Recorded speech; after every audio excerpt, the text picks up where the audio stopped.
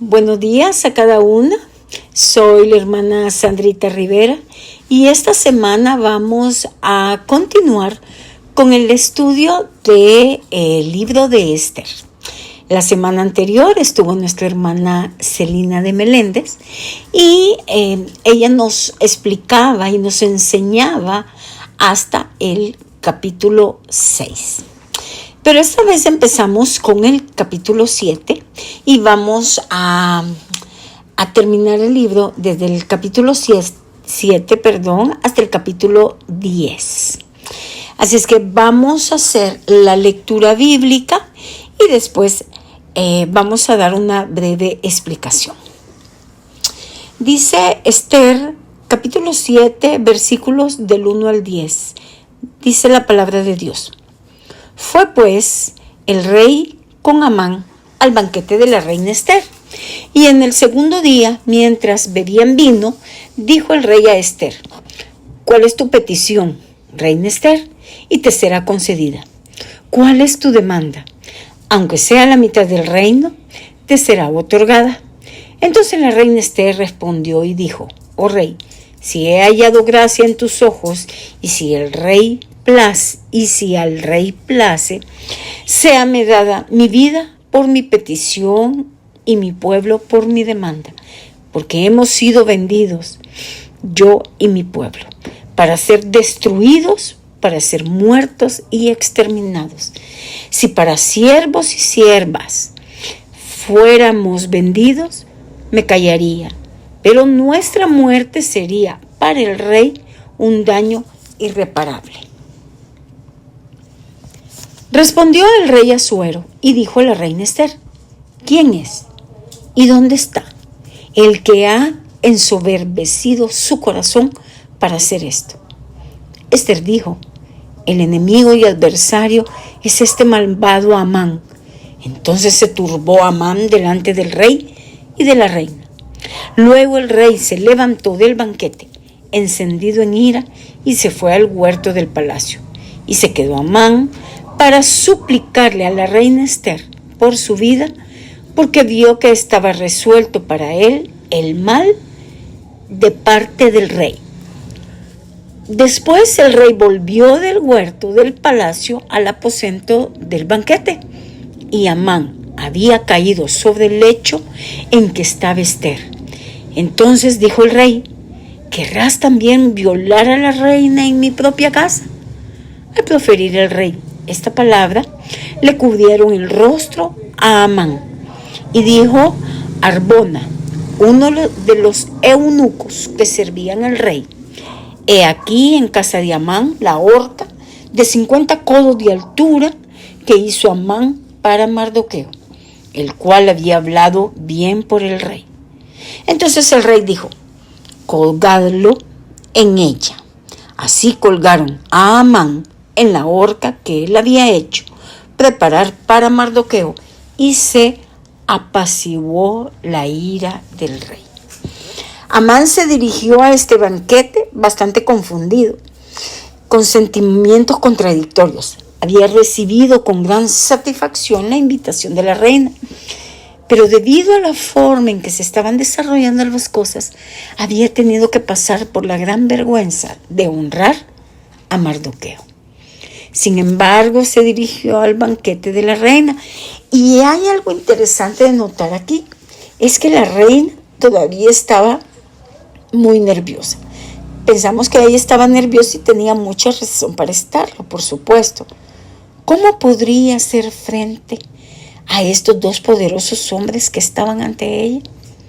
Se había publicado un decreto en contra de su pueblo, y lo que ahí se ordenaba la alcanzaba también a ella.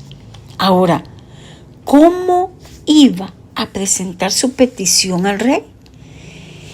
Esther tuvo que armarse de valor después del segundo día para sincerarse con el rey.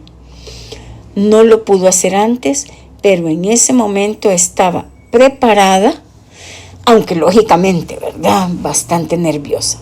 Entonces el rey una vez más le pregunta cuál era su petición, y otra vez le ofreció la mitad de su reino.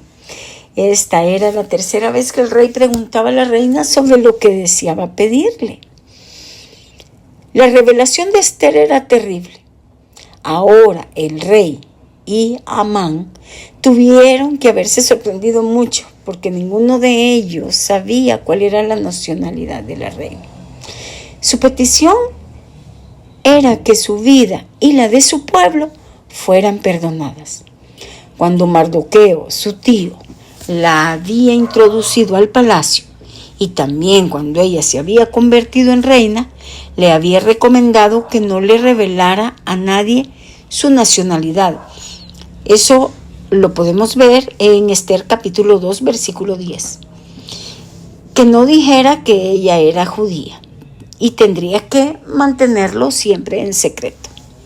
Recordemos que Amán había obtenido del rey un decreto por el cual todos los judíos del reino debían ser exterminados. Él no sabía que la reina era judía, pero en ese momento ella se estaba identificando con su pueblo.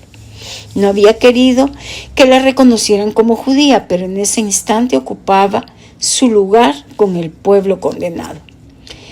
Para ella darse a conocer de esta forma implicaba identificarse con su Dios, porque ambas realidades existían juntas. Le dijo al rey que hubiera callado si ellos fueran a ser vendidos como esclavos, pero resulta que el problema era que iban a ser muertos. Ya había un día determinado. Como pueblo serían exterminados. El rey estaba enormemente sorprendido. ¿Quién se atrevería a destruir a la reina? ¿Y quién se atrevería a destruir al pueblo de ella? Lo que ella había expresado fue una declaración tan impactante que el rey quizás jamás había esperado oír. Jamás habría soñado que tales intrigas estaban teniendo lugar en su reino. Aparentemente tampoco reconocía incluso cuál era el pueblo que iba a ser eliminado. Lo que le inquietaba es que en esta ocasión se trataba del pueblo de Esther. Su reina se encontraba en peligro mortal y entonces preguntó: ¿quién es él y dónde está? ¿Quién se tomaría la libertad de hacer semejante cosa? Creo que Amán aún no se había dado cuenta de lo que estaba realmente sucediendo. El rey Asuero preguntó entonces quién había tramado esta conjura, y Esther en ese momento demostró su valentía al responder a esta pregunta, que estaba exponiendo su vida. Y eso lo encontramos en el versículo 6. Esther dijo: el enemigo y adversario es este malvado Amán. Entonces se turbó Amán delante del rey y de la reina. Se turbó Amán. Entonces, dice, delante del rey y de la reina. Ante esto, Amán no pudo ofrecer una respuesta. Se quedó mudo de asombro al saber que Esther era judía. Ahora, Dios estaba actuando desde fuera de escena. Dios estaba protegiendo a su pueblo. Y recordemos que ninguna arma concebida en contra de ese pueblo prosperaría. Podemos leer en Isaías 54:17, ninguna arma forjada contra ti prosperará, y condenarás toda lengua que se levante contra ti en juicio. Esta es la herencia de los siervos de Jehová, y su salvación de mí vendrá, dijo Jehová. Dios iba a bendecir a los que bendijeran a los judíos y maldeciría a quienes les maldijeran. La providencia de Dios iba a proteger a los judíos. El rey estaba tan asombrado por este giro inesperado de los acontecimientos que salió de la mesa del banquete y se dirigió al jardín.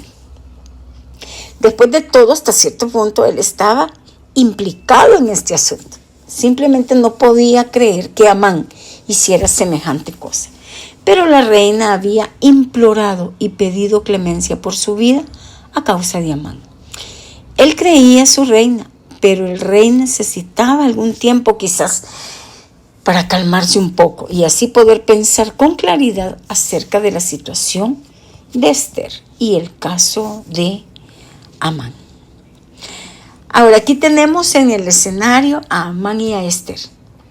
Al rogar a Amán por su vida, pudo comprobar que no conseguiría nada. Supo ahí que iba a ser castigado por el mal que había cometido. Así que en su locura comenzó a subirse al sofá donde estaba la reina.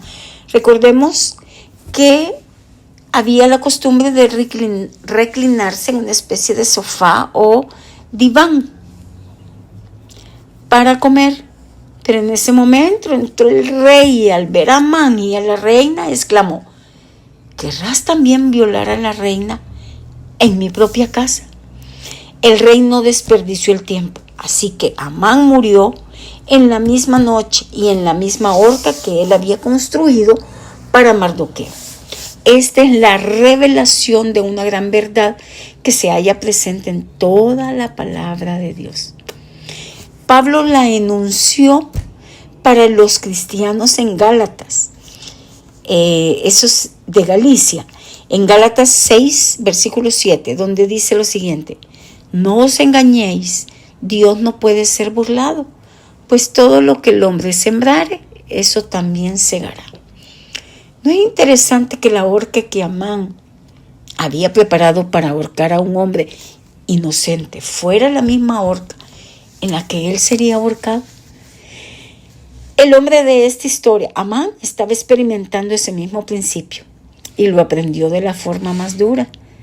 Aquí hemos visto a alguien que fue a un banquete y que terminó en una horca.